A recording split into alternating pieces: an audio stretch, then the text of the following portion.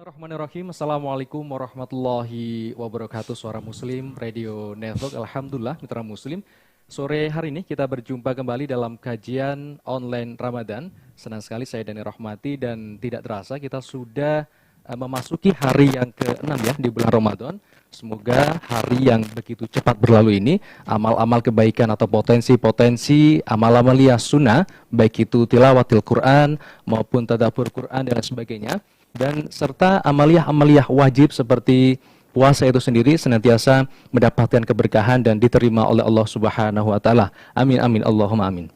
Mitra Muslim, di sore hari ini kajian online Ramadan terselenggara atas kerjasama Masjid Al-Falah Surabaya dengan Suara Muslim, Radio Network, dan juga didukung oleh Yayasan Dana Sosial Al-Falah. Dan kajian ini mitra Muslim, Anda selain bisa menyimak melalui Radio Suara Muslim, streaming, Anda juga bisa mengunjungi YouTube Masjid Al-Falah Surabaya, kemudian disiarkan langsung melalui Instagram dan Facebook Suara Muslim. Di sore hari ini, mitra Muslim, insya Allah kami akan melanjutkan kajian dan berkenaan dengan tema menggali potensi diri dalam bulan Ramadan. Untuk pertanyaan nanti bisa dikirimkan di WhatsApp di 0855300938 atau juga nanti bisa ke media sosial yang sudah kami sebutkan. Telah hadir di tengah-tengah kita ada guru yang insya Allah akan memaparkan materi selama 1 jam kurang lebih.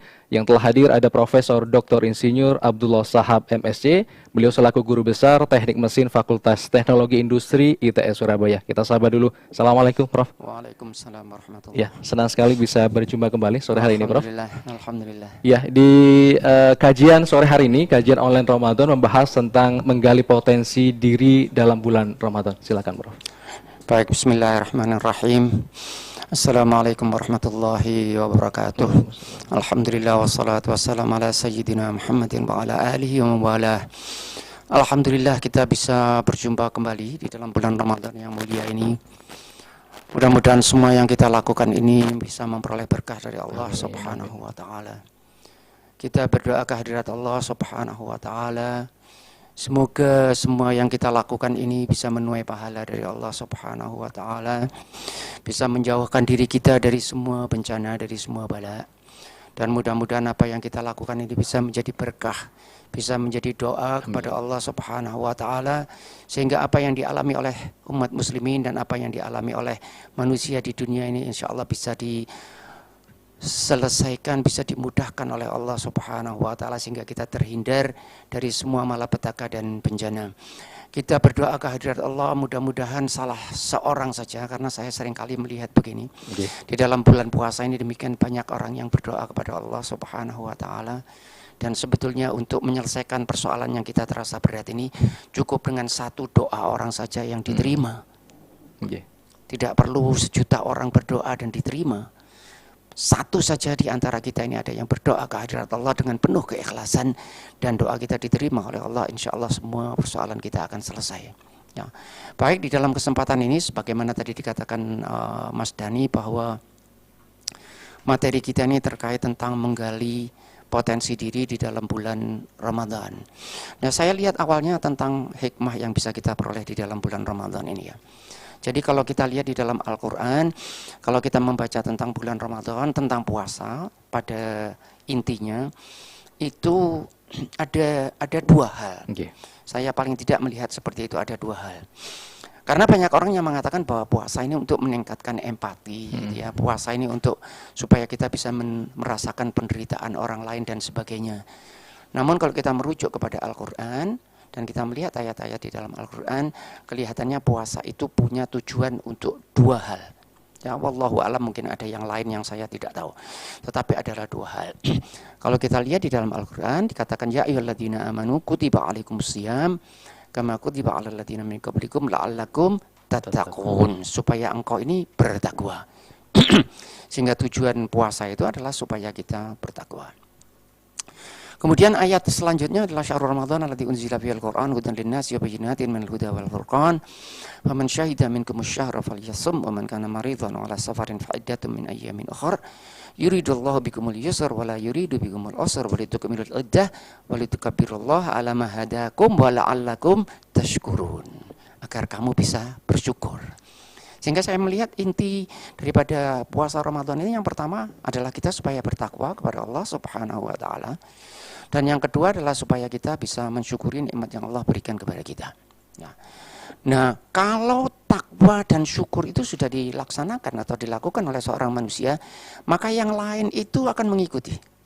Sehingga bisa merasakan kepedihan orang lain, punya perasaan empati, kepedulian, itu saya melihat konsekuensi. Ya, itu konsekuensi daripada ketakwaan. Sehingga ketika seseorang itu dia bertakwa, pasti sudah timbul rasa empati, pasti timbul kepedulian dan sebagainya. Di sholat Jumat itu Mas Dhani ada salah satu rukunnya mengingatkan kita kepada dakwah, kepada ketakwaan gitu ya. Andai kata semua rukun itu sudah dijalankan gitu ya, kemudian kita mengatakan bahwa bertakwalah kepada Allah. Andai kata ditutup sampai di situ saja mungkin sudah cukup. Karena seseorang yang memang bertakwa kepada Allah Subhanahu wa taala, konsekuensi daripada perbuatannya itu pasti semuanya baik. Maka itu puasa ini ditujukan adalah la'allakum tattaqun, supaya engkau bertakwa. Kemudian ayat yang lain adalah la'allakum tashkurun, karena sebetulnya kita ini harus mensyukuri nikmat yang Allah berikan kepada kita dengan berpuasa ini. Ya. Karena barangkali banyak orang yang tidak merasakan bahwa di dalam puasa itu ada nikmat yang luar biasa. Kadang-kadang saya melihat di jalan-jalan itu ya di bulan puasa seperti ini ada orang yang nggak tahu saya ya minum es tebu dan sebagainya, itu kok kelihatannya seger gitu ya. Jadi es tebu itu diletakkan di satu tempat yang transparan, kemudian ada kondensasi karena di dalamnya dingin, kemudian di luarnya itu ada uap yang mengalami kondensasi. Kemudian dia minum itu dengan penuh kenikmatan, ya. Bahkan arusnya itu mungkin tidak lagi laminer tapi turbulen masuk di dalam sini. Dia melihatnya dengan penuh kenikmatan. Itu kalau istilahnya itu Renault nambah di atas 4.000. Turbulen. Dan dia merasa bahwa dia demikian nikmat. Saya kalau melihat seperti itu kira-kira apa yang ada di dalam pikiran saya ini Mas Dhani? Saya lihat seperti itu di depan saya, mereka minum dengan penuh kenikmatan dan saya berpuasa. Apa yang ada di dalam pikiran saya? Mudah-mudahan saya dimaafkan oleh Allah Subhanahu wa taala. Ya, tapi saya kasihan melihat itu. Saya melihat itu kasihan saya. Saya melihat alangkah dangkal. Mohon maaf saya istilahnya. Alangkah dangkal kenikmatan yang mereka peroleh hanya dari segelas es tebu dibanding dengan kenikmatan saya yang berpuasa. Lis-shaimi farhatani, kata hadis Rasulullah SAW. Bagi orang yang berpuasa itu farhatani. Ada dua kebahagiaan. Farhatun inda iftitarihi, pada saat dia iftar dia memperoleh kebahagiaan. Wa farhatun inda liqa'i rabbih, dan kebahagiaan ketika menjumpai dengan Allah Subhanahu wa taala. Saya itu jadi merasa terenyuh, merasa kasihan gitu loh. Artinya apa sih kenikmatan yang Anda dirasakan dibanding dengan kenikmatan yang kita rasakan. Maka itu dikatakan di dalam Al-Quran itu la'allakum tashkurun. Sehingga kita yang berpuasa ini ada hal yang luar biasa yang mestinya kita syukuri kehadirat Allah Subhanahu wa ta'ala. Ya. Kemudian ada hal yang lain yang ingin saya sharing ini dengan para pemirsa adalah bahwa di dalam bulan puasa ini ada sesuatu potensi-potensi yang kita miliki. Di mana potensi ini tidak kelihatan dengan jelas. Potensi itu ada. Jadi kalau kita berbicara tentang potensi, ini menarik Mas Dhani. Dan saya terus terang saja, saya agak tertambat lah kalau dalam bahasa Indonesia mungkin tertambat dengan istilah potensi ini. Karena banyak hal yang bisa kita analisis dengan potensi ini. Kalau kita berbicara tentang potensi, maka saya melihat wallahu alam bahwa kalau sudah berbicara tentang potensi itu wilayah Allah Subhanahu wa taala. Ya. Jadi manusia ini tidak bisa masuk wilayah yang dinamakan potensi itu. Wilayah manusia ini hanya aktualisasi daripada potensi. Tetapi potensinya datangnya dari Allah Subhanahu wa taala. Nah, kita ini oleh Allah Subhanahu wa taala ini diberi potensi yang sangat banyak. Semua yang menjalankan kehidupan kita ini karena kita punya potensi di dalam diri kita. Jadi suatu kemampuan yang mungkin masih dalam keadaan kesiapan, laten, inherent, congenital gitu, laten, yang kalau itu diaktualisasi dia akan muncul dalam bentuk operasional. Tetapi sekarang itu ada, potensi itu ada. Nah, potensi-potensi ini tidak muncul, tidak kentara munculnya di hari-hari yang lain, tetapi muncul secara lebih jelas di bulan Ramadan. Di bulan Ramadan ini kita melihat itu, dan insya Allah para pemirsa juga akan merasakan itu. Ya. Ada beberapa hal, nanti mari kita elaborasi. Jadi yang pertama misalnya kemampuan untuk mengatakan tidak. Di dalam kebiasaan kita sehari-hari ini kita hampir-hampir tidak pernah mengatakan tidak. Terutama kalau itu terkait dengan kebahagiaan hidup kita atau kepuasan nafsu, kita selalu mengatakan ya. Maka itu saya teringat ada buku yang judulnya itu The Art of Saying No. Untuk membilang tidak itu tidak mudah. Jadi nggak ada seni untuk mengatakan tidak. The Art of Saying No. Di dalam bulan puasa ini saya mengatakan tidak. Ketika ada seseorang mulai mengajak saya, katakanlah untuk mulai menggunjing orang lain, saya mengatakan tidak. Ketika ada dorongan di dalam diri saya untuk menikmati air yang dingin, itu tadi es tebu itu tadi, saya mengatakan tidak. Nah di hari-hari yang lain, saya tidak melihat kemampuan itu atau kurang jelas. Tetapi di dalam puasa ini, bulan puasa ini saya melihat dengan jelas. Dan saya merasa bahwa saya mampu untuk mengatakan tidak. Ya. Tidak ada seorang pun yang bisa menahan saya untuk mengatakan tidak. Ya. Kemudian ada potensi yang lain, yaitu potensi di mana saya bisa merombak rutinitas. Hal sesuatu yang sifatnya rutin, yang saya duga bahwa itu tidak bisa diubah, ternyata bisa saya ubah bahkan dengan energi yang tidak terlalu besar. Nah di dalam bulan puasa ini ada hal juga yang barangkali perlu kita soroti, yaitu seperti yang saya katakan tadi, kita diberi oleh Allah kemampuan untuk menentukan jalan hidup kita sendiri. Ya. Sehingga di dalam Al-Quran itu ada sebuah ayat, nanti bisa kita lihat, ya. Di mana di dalam ayat itu kalau kita renungkan, itu pernah ditawarkan oleh Allah Subhanahu wa Ta'ala kepada seluruh makhluk, seluruh entitas yang ada di universe ini, untuk mengambil yang di dalam bahasa Al-Quran itu dinamakan amanah. Dan ternyata semua makhluk yang ada di universe ini menolak kecuali manusia. Nah saya melihat bahwa amanah itu adalah kemampuan kita untuk menjadi makhluk otonom, makhluk yang menentukan dirinya sendiri, yang mengatur dirinya sendiri, ya di dalam bingkai kekuasaan Allah, tentu saja di dalam bingkai kekuasaan Allah. Tetapi makhluk ini adalah makhluk yang bebas, makhluk yang punya free will, atau makhluk yang punya kehendak bebas. Di dalam bulan puasa ini saya melihat itu lebih jelas. Karena pada saat di bulan puasa ini saya mengatakan bahwa sayalah yang mengatur diri saya ini sesuai dengan apa yang digariskan oleh Allah Subhanahu wa Ta'ala. Saya kira mungkin begitu untuk pendahuluan. Ya. Silahkan kalau Mas Dhani menambahkan sesuatu atau barangkali ada yang ingin dikomentari, silahkan. Ya. Jadi mitra muslim yang disampaikan oleh Prof. Shahab tadi, potensi tentunya Allah memberikan kebebasan atau potensi yang luar biasa kepada setiap makhluknya, termasuk makhluk yang beriman kita ya. Dan juga kita memiliki kemampuan untuk mengatakan tidak Ustadz ya, pada hal-hal yang mungkin berbau keburukan dari Ustadz ya. Meskipun juga pada dasarnya kita pun tidak ada yang tahu, misalkan kan puasa kemudian tiba-tiba minum es dan lain sebagainya. Tetapi jika potensi itu mungkin kita manfaatkan, maka kita akan tidak melakukan hal-hal yang berbau keburukan, tidak untuk keburukan, kemudian tidak untuk ghibah dan lain sebagainya, Ustaz. Ya. Termasuk potensi untuk merombak rutinitas tadi. Kan? Saya tadi tertarik Ustaz ketika Ustaz mengatakan bahwa di salah satu ayat kalau nggak salah itu Ustadz itu ketika seseorang diberikan amanah gunung kemudian binatang itu menolak Ustadz tapi manusia justru menerima Ustadz dan di ayat itu juga disebutkan bahwa zaluman jahula pun itu Ustadz. Baik, bismillahirrahmanirrahim. Ayatnya begini, inna aradna al-amanata alas samawati wal ardi wal jibal ya fa abaina an yahmilnaha wa ashfaqna minha wa hamalaha al-insan innahu kana zaluman jahula. Ini ayat yang luar biasa.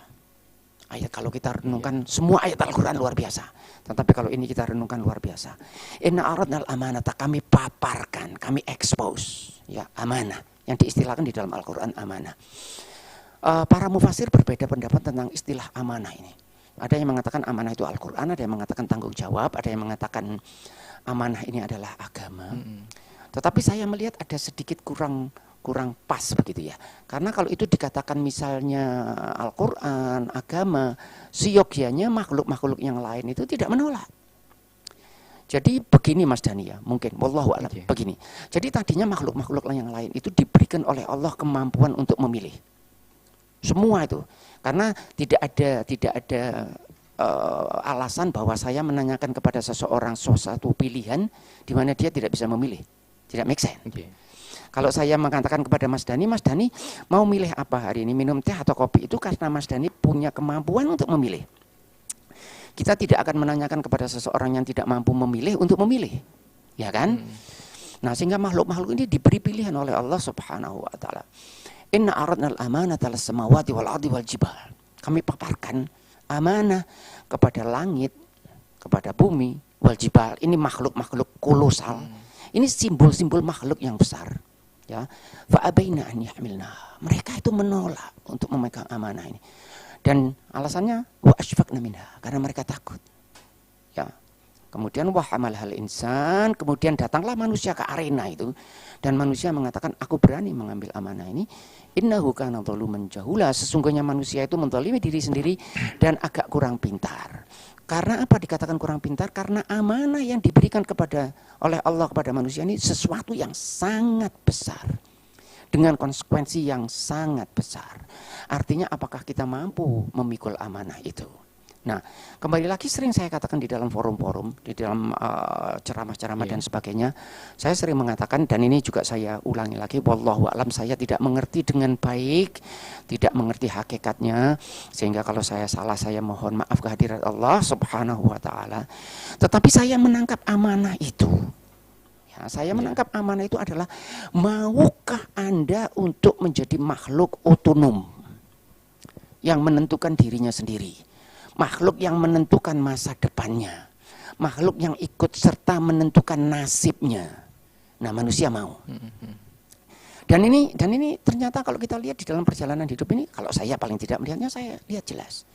Makhluk-makhluk yang lain itu karena menyerahkan semua urusannya kepada Allah Subhanahu wa taala. Karena mereka tidak mau. Jadi mereka sengaja memilih untuk tidak memilih. Ya. Di dalam Al-Quran itu ada ayat yang punya begini. Tsummastawa ilas sama'i wa yadukhanun faqala laha walil ardi itiya tau'an aw karha qalata ataina ta'in. Allah Subhanahu wa taala mengatakan kepada langit dan bumi, datanglah kalian kepadaku tau'an aw karha, dalam keadaan taat atau dalam keadaan terpaksa. Qalata, mereka berdua mengatakan qalata ataina ta'in, kita akan datang kepadamu ya Allah dalam keadaan taat. Saya melihat itu adalah bahasa simbol yang mengatakan bahwa pimpinlah kami ini ya Allah. Nah, sehingga makhluk-makhluk itu, entitas-entitas itu semua itu dipimpin oleh Allah Subhanahu wa taala. Karena mereka dipimpin oleh Allah Subhanahu wa taala, mereka tidak akan pernah salah. Karena mereka dipimpin oleh Allah Subhanahu wa taala, maka mereka dirajut perjalanannya itu dengan hukum-hukum Allah. Kalau manusia bisa menemukan hukumnya, maka manusia akan bisa membuat prediksi.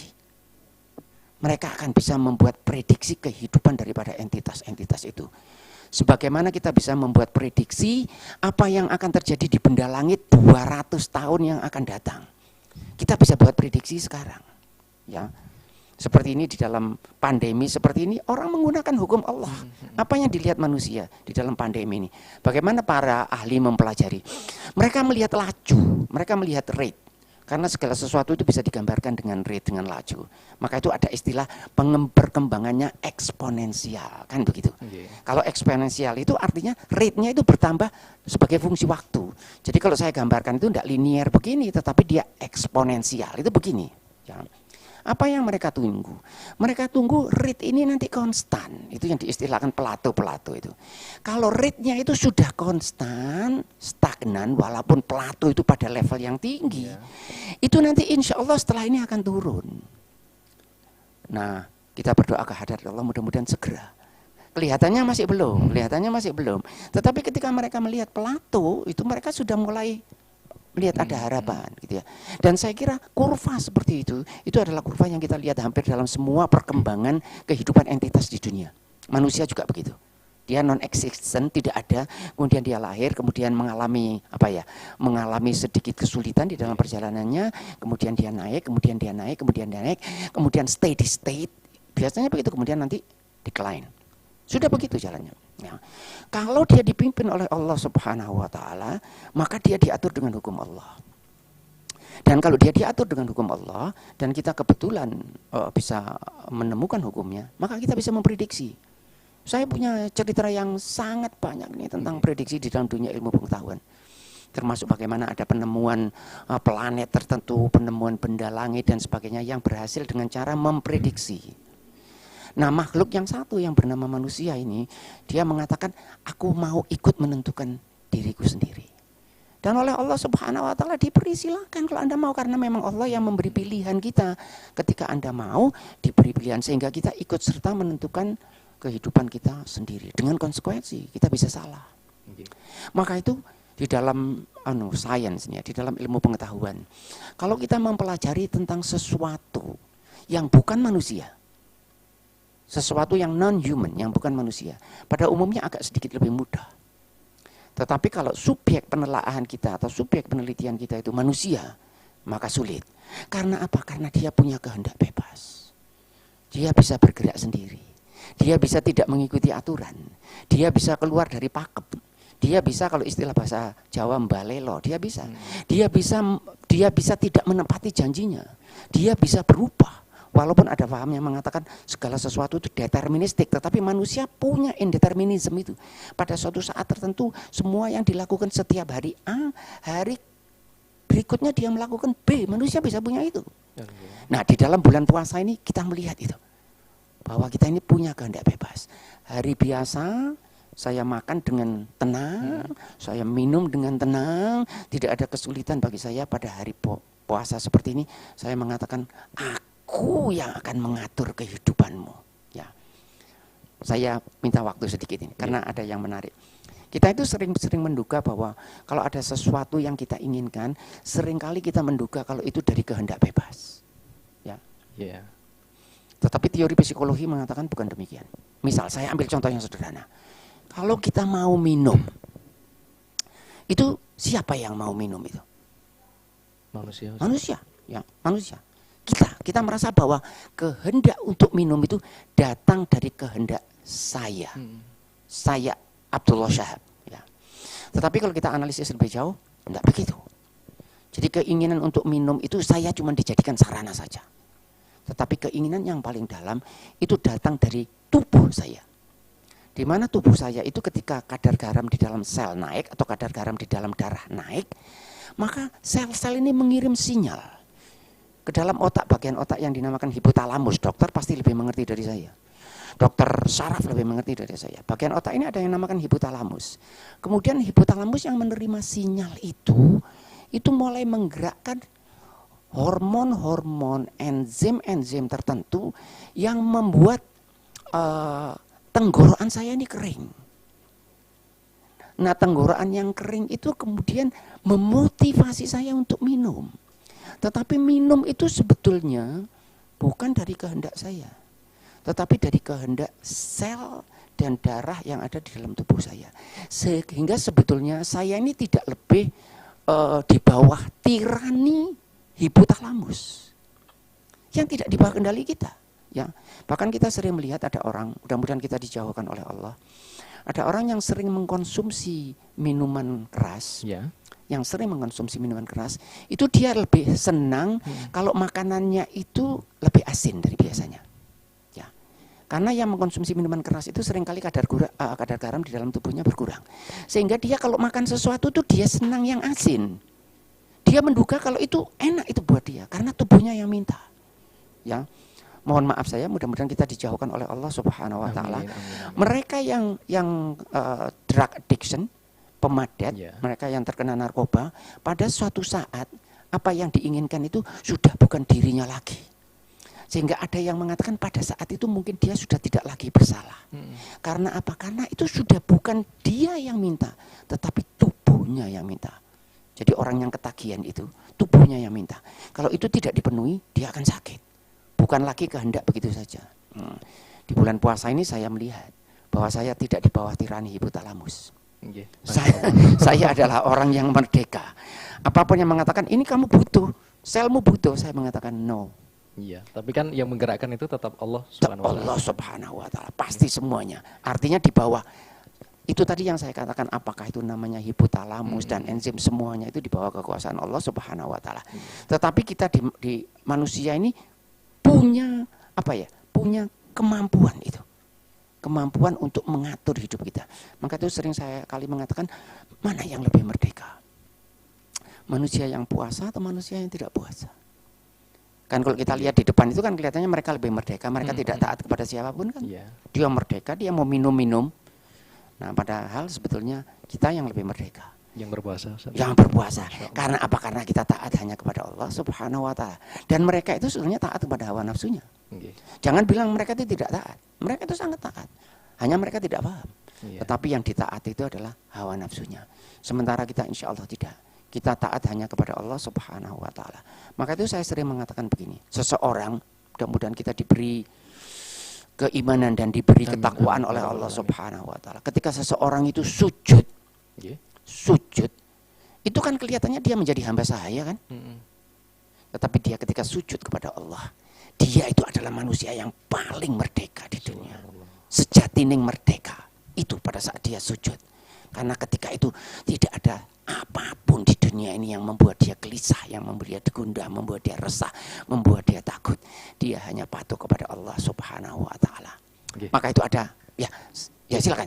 Baik Ustadz, ini mohon maaf saya potong dulu Ustadz untuk jeda radio. Raga Satria silakan pariwara, dan untuk pertanyaan mitra muslim insya Allah kami akan bacakan. Terima kasih yang sudah mengirimkan di 0855 3938. Kami akan segera kembali setelah jeda pariwara. Ya, baik, kita lanjutkan Ustadz. Bagi pemirsa yang masih menyimak kami di channel YouTube dan juga Facebook dan lain sebagainya, tadi Ustadz mengatakan bahwa manusia itu mempunyai potensi atau kebebasan untuk berbuat sesuatu apapun Ustadz. Ada yang mengira bahwa kalau misalkan kita berbuat keburukan itu Ustadz, itu ada yang berpikiran bahwa itu memang kehendak Allah Ustadz. Pripun Ustadz? Oke, baik, bismillahirrahmanirrahim. Mas Dhani, pertanyaan ini sering kali ditanyakan. Dan pertanyaan ini punya konsekuensi yang luar biasa. Ya. Dan saya kembali lagi mohon maaf bagi para pemirsa yang barangkali tidak sepakat dengan apa yang akan saya sampaikan ini. Silakan mencari pencerahan di tempat yang lain. Ya. Di dalam kehidupan kita ini kita tidak perlu membuat masalah sesuatu yang bukan masalah. Yang penting itu kalau buat saya niatnya itu yang baik. Kalau niatnya yang baik, insya Allah setiap orang akan menuai pahalanya. Sehingga kalau yang saya sampaikan ini terasa agak tidak pas, silakan mencari penjelasan di tempat yang lain. Ya. Saya melihat ada fakta tertentu, dan fakta ini termasuk berkontribusi di dalam membuat orang Islam tidak maju. Ya. Fakta ini berkontribusi di dalam membuat orang Islam tidak maju. Sampai sekarang. Apa fakta itu? Adalah fakta bahwa manusia itu tidak mampu untuk mengubah masa depannya. Masa depan itu pokoknya sudah written, ya, in stone, written on, tertulis an-naqshi fil hajar. Masa yang akan datang itu seperti ukiran di batu. Apapun yang kita lakukan tidak akan mengubah masa yang akan datang. Saya sama sekali tidak sependapat dengan itu. Mana ayat Al-Quran yang pernah mengatakan seperti itu? Kullun ya'malu ala syakilati. Tuhan tahu apa yang akan Anda perbuat. Kita tidak akan mengubah satu kaum kecuali kaum itu mengubah dirinya sendiri. Tuhan tidak akan mengadab satu kaum karena kezaliman.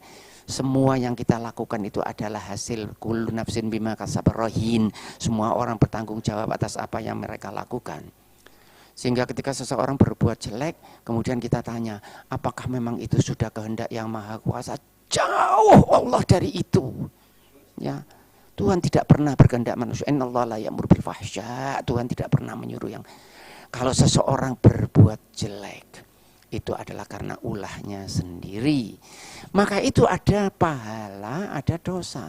Bagaimana kita bisa mendapatkan pahala kalau perbuatan baik kita itu sudah ditentukan? Bagaimana kita bisa mendapatkan dosa kalau perbuatan jelek kita itu sudah ditentukan? Ya, dan untuk ini sebetulnya bahwa masa yang akan datang itu, Mas Dhani, masa yang akan datang itu belum ditentukan. Masa yang akan datang itu kita yang menentukan. Itu kita bisa merujuk kepada ayat-ayat Al-Quran, kalau kita mau. Tetapi barangkali untuk yang lebih sederhana supaya bisa diikuti dengan mudah, kita bisa melihat secara eksperimen kehidupan kita sehari-hari. Mohon maaf, ini kita janji untuk acara ini janji jam berapa ini tadi? Janji jam berapa kita? Sudah sejak kemarin. Sudah janji ya, kita janji dan kita punya rencana. Dan kita jalankan atau tidak? Kita jalankan atau tidak janji ini? Kita jalankan. Dan setiap hari kita melakukan itu. Bahkan nanti ada acara begini, ada seseorang akan mengawinkan anaknya dan mengatakan begini, nanti datang ya ke perkawinan anak saya tanggal 17 Agustus misalnya kalau mau. Kalau tidak mau tanggal 20 Agustus jam sekian di gedung ini. Itu berjalan atau tidak berjalan? Yang saudara amati sehari-hari itu loh. Berjalan Ustaz, insyaallah. So what? Kita yang menentukan, Kalau ada orang bilang, berarti kalau begitu peran Allah itu di mana? Oh, sangat besar peran Allah. Tidak ada sesuatu yang bisa berjalan di dunia ini kecuali dengan peran Allah. Tetapi di dalam peran Allah itu manusia bisa berbuat sesuatu. Mas Dhani, saya ini kebetulan bekerja di sekolah. Itu tadi yang saya mengatakan, hal-hal seperti itu bisa dibuat masalah. Karena ada mahasiswa itu kalau nilainya itu dapat D, dia mengatakan, ya sudah Pak. Apapun yang saya lakukan kalau saya dapat D, ya saya dapat D. Begitu. Dan itulah, dan itulah yang saya mengatakan, itulah yang menyebabkan orang Islam ini terpuruk karena paham itu.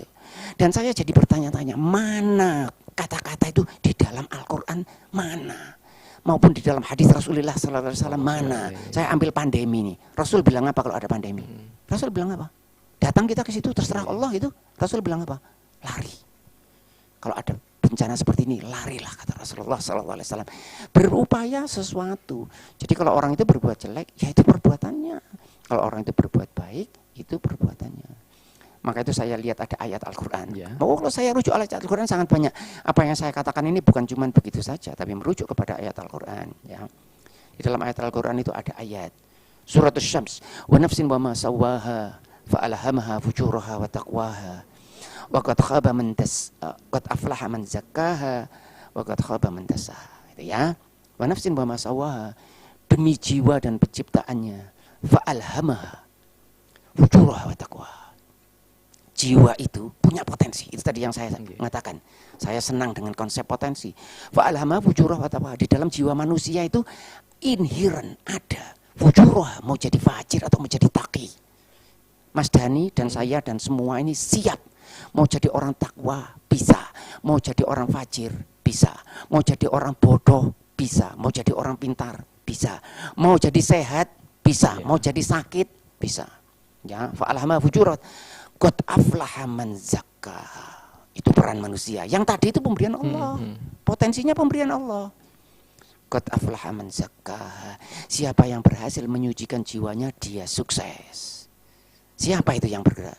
Kita. Waqad khaba man dassaha. Siapa yang menistakan jiwanya, maka dia rugi. Jadi manusia ini diberi oleh Allah, ini potensimu. Ya. Mas Dhani ini bisa marah, bisa marah. Bisa marah. Bisa, Ustaz. Dari mana potensinya? Dari dalam diri, Ustaz. Tapi dari mana yang ngasih? Manusia nggak bisa marah. Malaikat bisa marah, nggak marah dia. Kita bisa senang, kita bisa bahagia, kita bisa sedih. Dari mana potensinya itu? Dari Allah Subhanahu wa taala. Nah, ketika saya marah, siapa yang marah itu? Siapa yang marah itu? Saya yang marah itu. Maka itu dikatakan adalah mereka-mereka yang bisa wal qadhiminal ghaidh, kata Al-Qur'an. Mereka yang mampu menahan amarahnya. Kata ghaidhahu, menahan amarahnya. Tetapi potensi marah datangnya dari Allah yang mengaktualisasi saya. Ya. Saya gerakkan tangan saya seperti ini. Siapa yang menggerakkan tangan ini? Baik, saya. Dan Mitra Muslim, terima kasih. Nanti kita sambung kembali. Mitra Muslim, terima kasih Anda telah bergabung di sore hari ini dalam kajian online Ramadan kerjasama Masjid Al-Falah Surabaya dengan Suara Muslim Radio Network. Tentunya dipersembahkan Lembaga Pendidikan Al-Falah di Jalan Citarum 23 sampai 25 Surabaya. Info pendaftaran siswa Anda bisa catat nomor teleponnya di 0821 3910 atau bisa kunjungi di www.alfalasurabaya.com atau Lembaga Pendidikan Al-Falah berakhlak mulia dan berprestasi. Selain itu juga mitra musim, kajian sore hari ini didukung oleh YDSF. Anda pun terus bisa mendukung kegiatan Masjid Al-Falah Surabaya dengan berinfak ke nomor rekening 700 115 9571 Bank Mandiri Syariah atas nama Yayasan Masjid Al-Falah Surabaya. Anda bisa menambahkan angka 5 di akhir nominal. Baik mitra musim, di sore hari ini masih kita lanjutkan kajian bersama Profesor Dr. Insinyur Abdullah Shahab MSc, Guru Besar Teknik Mesin Fakultas Teknologi Industri ITS Surabaya. Di sore hari ini kita masih membahas berkenaan tentang menggali potensi diri dalam bulan Ramadan. Ada beberapa WhatsApp Ustaz yang telah masuk dan juga beberapa komentar di YouTube. Di antara yang satu saya bacakan Ustaz, ada Bunda Yuli di Surabaya, Ustaz. Kalau beliau tadi menyimpulkan, kalau di sini agama itu berarti cenderung ada pilihan, Ustaz ya. Apakah entah itu kita memilih baik atau memilih buruk atau sebaliknya, Ustaz. Mohon penjelasannya. Mungkin yang dimaksud ini manusia kan berpotensi untuk berbuat baik dan buruk, Ustaz ya, ketika belum mempunyai agama, Ustaz. Tetapi agama Islam itu datang mungkin untuk memberi petunjuk kepada manusia, Allah sendiri melalui agama Islam. Nah itu nanti kan akan diberikan petunjuk apakah dia sendiri melakukan jalan yang baik atau jalan yang buruk. Begitu mungkin Ustaz. Ya, baik. Bismillahirrahmanirrahim. Nah, kembali lagi bahwa yang Maha Kuasa itu yang Maha sayang kepada manusia. Itu ya, tidak akan menuntut manusia itu lebih daripada kemampuannya, ya. Saya punya istilah yang saya beri judul kesiapan internal dan kelengkapan eksternal, ya. Kelengkapan eksternal dan kesiapan internal. Ini kalau bahasanya terkesan rumit, penjelasannya insya Allah tidak rumit, insya Allah tidak rumit. Ya. Manusia ini butuh oksigen, Mas Dhani, butuh oksigen. Siapa yang menyediakan oksigen? Allah. Allah Subhanahu Wa Taala. Di mana oksigennya itu? Di luar. Nah, karena oksigen itu harus diisap, ya, harus diisap. Maka butuh peranti untuk mengisap oksigen, butuh peranti. Sehingga manusia oleh Allah Subhanahu Wa Taala diberi paru-paru. Jadi ada oksigennya di luar, tapi dia harus bisa mengisap. Karena kalau ada oksigen dan tidak ada peranti untuk mengisap, tidak terjadi peristiwa pengambilan oksigen. Ya. Kalau manusia butuh protein, maka Allah Subhanahu Wa Taala menyediakan protein. Kalau manusia butuh selulus, Allah menyediakan selulus. Kalau manusia butuh hidayah, nah itu. Allah menyediakan hidayah itu. Dan yang luar biasa, kesiapan kita itu bukan cuma kesiapan dalam bentuk biologis, bukan cuma kesiapan secara psikologis, biologis, sosial, bukan cuma itu. Tetapi kita punya kesiapan spiritual. Ini menarik. Menarik. Kesiapan spiritual. Kadang-kadang saya bertanya-tanya begini ya. Rasul-rasul itu kan diturunkan untuk umat manusia ya. Ya. Kalau rasul sih karena dia diutus oleh Allah. Tetapi mengapa umat manusia yang mendengar risalah rasul itu bisa tertarik? Ya, kita ini kan punya siaran di sini ya. Siaran kita ini kan harus bisa ditangkap di tempat lain. Karena walaupun kita siaran, kalau di tempat yang lain itu tidak menangkap, kan tidak terjadi kontaknya. Sehingga kita yang siaran di sini itu hanya bisa ditangkap kalau mereka punya alat untuk menangkap. Ya. Sehingga di dalam diri kita ini Allah Subhanahu Wa Taala sudah memberikan kecerdasan spiritual untuk bisa menangkap hidayah. Subhanallah. Ya, sehingga ketika Rasul datang dan mengajak kepada kita, ada yang mau, ada yang tidak mau. Karena kita makhluk yang memilih. Tapi sebenarnya kita siap. Maka itu di Al-Quran dikatakan, fa amma thamud fahadainahum. Thamud itu sudah kami beri. Fastahabbul ama 'alal huda. Mereka memilih. Fastahabbul ama 'alal huda. Mereka itu lebih mencintai kebutaan daripada hidayah. Nah, datang risalahnya, datang nabinya, kita diberi peranti, kita diberi pemikiran yang pintar, kita diberi kecerdasan spiritual, tidak hanya rasional, spiritual. Mesti ada sesuatu itu ketika ditanya tiba-tiba kenapa kok tiba-tiba kita ingin berbuat baik. Maka itu Mas Dhani diantaranya orang-orang yang mencoba menjelaskan tentang keberadaan yang maha kuasa secara filsafat. Itu salah satu alasannya itu adalah adanya kesiapan moral di dalam diri manusia. Kita ini loh, kenapa ketika kita berbuat jelek kok tiba-tiba kita merasa sedih? Dari mana itu? Nah, orang membawa itu untuk menyatakan bahwa ada yang meletakkan itu di situ. Ya, termasuk kesiapan spiritual. Maka itu datang hidayahnya, kemudian kita pilih. Ya, itu tadi yang dikatakan qad aflaha man zakkaha wa qad khaba man dassaha. Itu pilihan kita. Kalau saya jelas, alhamdulillah bahwa kita diberi oleh potensi ini mau gunakan untuk apa? Seperti gampangnya begini, Mas Dhani ini saya kasih satu kotak begitu ya, berisi alat-alat. Semua yang Mas Dhani butuhkan untuk hidup di dunia, termasuk untuk menuju ke akhirat, saya kasih. Ini loh alatnya ini. Mas Dhani mau apakan? Mau buang alat itu? Pelajari. Terserah Anda, mau dipelajari. Anda akan menggunakan alat yang nggak cocok. Anda akan menggunakan Al-Quran untuk mencari kebenaran yang bukan wilayahnya. Anda akan menggunakan rasio Anda untuk membenarkan sesuatu yang bukan wilayahnya. Silahkan, tapi Anda dikasih. Dan tidak cukup itu, Anda dikasih petunjuk. Ada manualnya. Kalau tentang kecerdasan spiritual ini ada manualnya. Tidak cukup dengan manual, ada gurunya. Gurunya turun dan menjelaskan, beribu-ribu guru turun untuk umat manusia ini. Menjelaskan, gini loh hidup yang baik. Setelah itu apa? Wa qulil haqqu min rabbikum faman syaa'a falyu'min wa man syaa'a falyakfur. Yang mau beriman silakan, yang mau kafir juga silakan. Dengan konsekuensi. Maka itu ketika kalau kita berbuat baik, mengerahkan semua potensi kita ke arah kebaikan, itu kita berarti mensyukuri nikmat Allah Subhanahu wa taala. Salah satu ciri orang yang syukur itu adalah dia bisa mengerahkan potensi yang Allah berikan itu ke arah kebaikan. Ya. Saya punya tangan begini nih ya. Mudah-mudahan tangan ini diberi kekuatan oleh Allah Subhanahu wa taala dan yang lain-lain insyaallah. Saya punya tangan ini pemberian Allah Subhanahu wa taala. Ini punya potensi loh ini. Potensi untuk apa saja ini? Punya potensi baik, punya potensi jelek. Kalau saya bisa memanfaatkan potensi yang ada di tangan pemberian Allah, saya menginginkan para pemirsa ini jangan sampai salah tafsir dengan saya mengatakan manusia mengubah masa depannya. Jangan salah tafsir. Karena seringkali banyak yang salah tafsir itu. Ini pemberian Allah sepenuhnya. Saya ini lahir dunia tidak punya apa-apa. Tetapi ini potensi pemberian Allah. Ini mau saya manfaatkan apa? Saya beri contoh yang sederhana. Ini saya mengambil Al-Quran, Mas Dhani. Saya mengambil Al-Quran, saya manfaatkan tangan saya untuk mengambil Al-Quran. Saya buka Al-Quran, saya manfaatkan mata saya untuk melihat Al-Quran. Kaf, ha, ya, ain, sad. Dzikru rahmati rabbika abdahu Zakaria. Tapi saya bisa menggunakan tangan saya untuk yang lain. Dan saya bertanggung jawab untuk itu. Baik, Masya Allah. Luar biasa sekali. Baik, terima kasih Mitra Muslim dari Ibu... Siapa tadi? Ada Ibunda Yuli yang ada di Surabaya.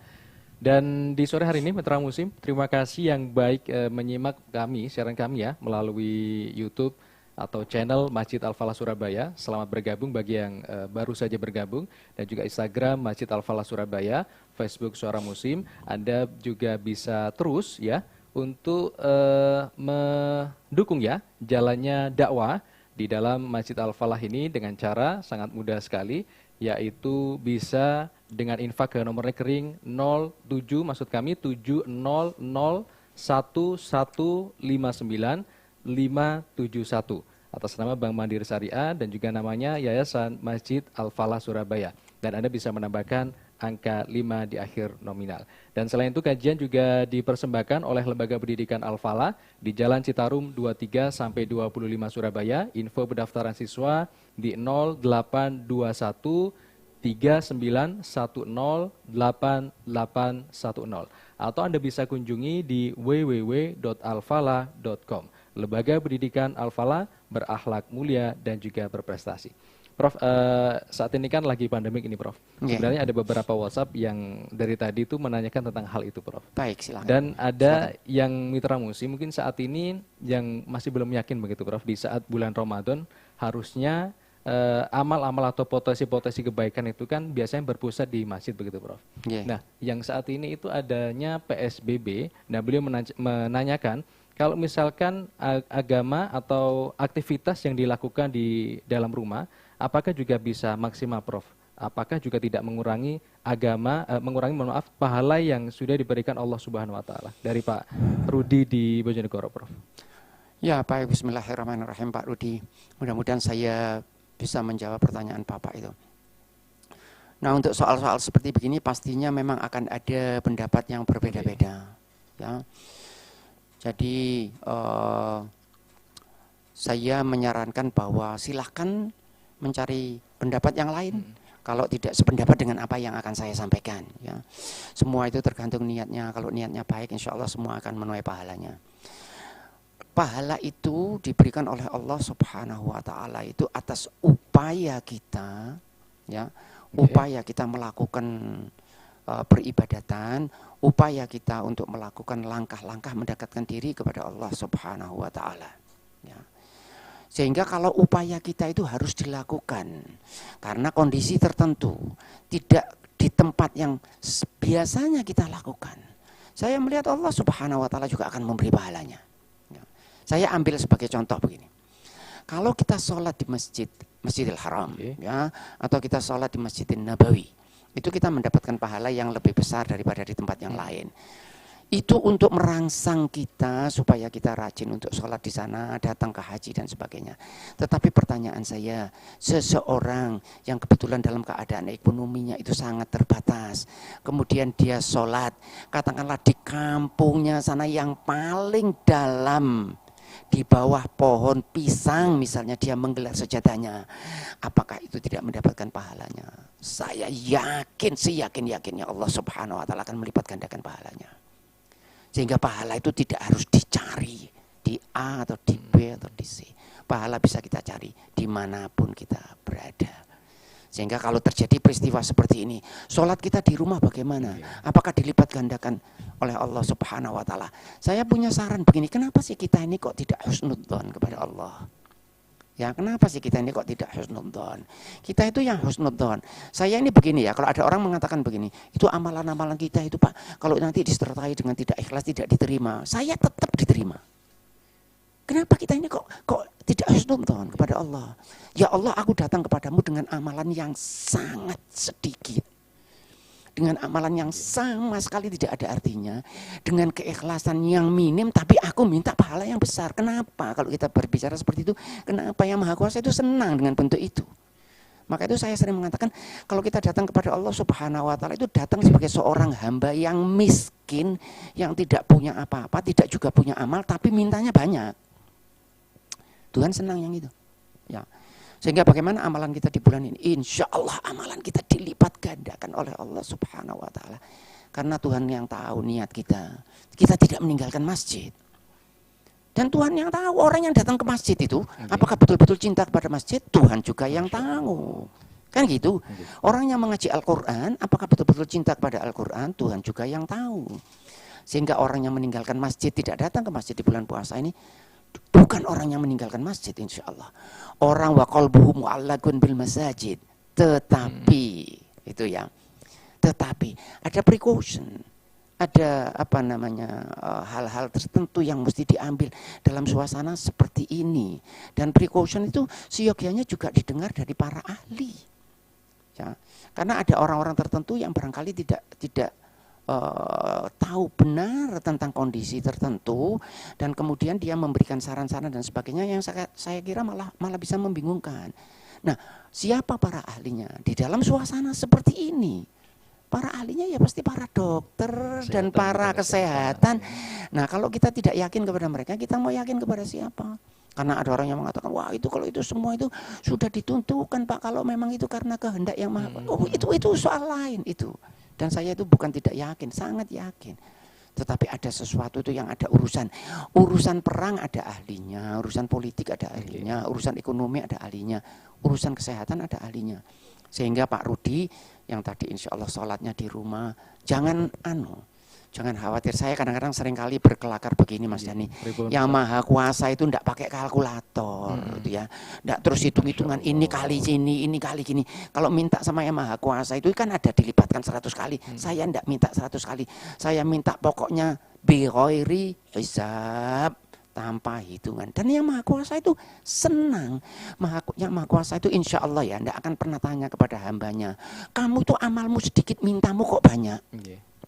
Saya kira Masya Allah. Dia terlalu rahmat untuk mengatakan itu. Wa inna rahmati wasi'at kulli syai'.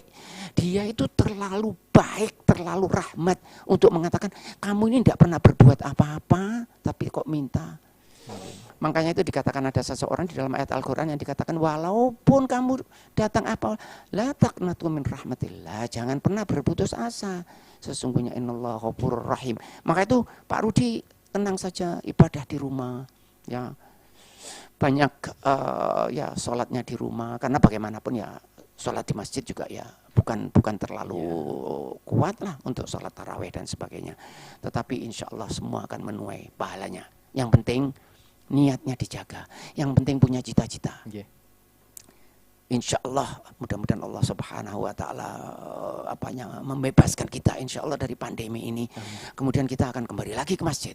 Insya Allah dengan kegiatan yang lebih dahsyat. Insya Allah bulan Ramadan yang akan datang kegiatan kita insya Allah 2 kali atau 3 kali lipat daripada apa yang ada sekarang. Insya Allah gitu. Ya, baik, terima kasih dari Pak Rudi yang ada di Banjarnegoro dan juga Bunda Yuli. Mohon maaf untuk WhatsApp dan juga beberapa komentar belum sempat kami bacakan karena kajian ini masih berseri insya Allah Ustaz. Masih ada segmen yang kedua. Terakhir Ustaz untuk menambah keberkahan, mohon ditutup dengan doa Ustaz. Mari kita berdoa kehadirat Allah Subhanahu Wa Taala, mudah-mudahan Allah melimpahkan rahmat kepada kita dan menjadikan kita ini adalah umat-umat yang selalu berkontribusi di dalam kehidupan kita. Doa-doa kita selalu dikabulkan oleh Allah Subhanahu Wa Taala, diampuni dosa-dosa kita, diberi kita rumah tangga yang bahagia, dijadikan kita suami-suami dan ayah yang soleh, diberi kita istri yang solehah, diberi kita anak-anak yang soleh, anak-anak yang solehah, anak-anak yang mencintai umatnya, anak-anak yang mencintai bangsanya, anak-anak yang mencintai orang-orang yang tertindas, anak-anak yang mencintai Al-Quran, anak-anak yang mencintai Rasulullah Sallallahu Alaihi Wasallam. Saya kira itu, mohon maaf kalau ada yang kurang. Mudah-mudahan doa kita diijabahi oleh Allah Subhanahu Wa Taala. Baik, terima kasih Ustaz. Assalamualaikum warahmatullahi wabarakatuh. Waalaikumsalam warahmatullahi wabarakatuh. Ya, mitra muslim dan juga para jamaah Masjid Al-Falah Surabaya, demikianlah di Surabaya, info pendaftaran siswa bisa Anda terhubung di 0821 391 08810 atau bisa kunjungi di www.alfalah.by.com, lembaga pendidikan Al-Falah, berakhlak mulia dan berprestasi. Selain itu juga acara ini didukung oleh YDSF. Anda pun bisa terus mendukung kegiatan Masjid Al-Falah Surabaya dengan berinfak ke nomor rekening 700 1159 571 Bank Syariah Mandiri atas nama Yayasan Masjid Al-Falah Surabaya. Dan jangan lupa mitra muslim dan juga para jamaah untuk menambahkan angka 5 di akhir nominal. Baik, demikian mitra muslim kajian online Ramadan sore hari ini. Saya Dani Rahmati beserta kru yang bertugas, ada Edi Haryanto dan juga Heri Prayoga, mohon undur diri dari ruang dengar Anda. Subhanakallahumma bihamdika nasyhadu alla ilaha illa anta nastaghfiruka wa natubu ilaik. Wassalamualaikum warahmatullahi wabarakatuh.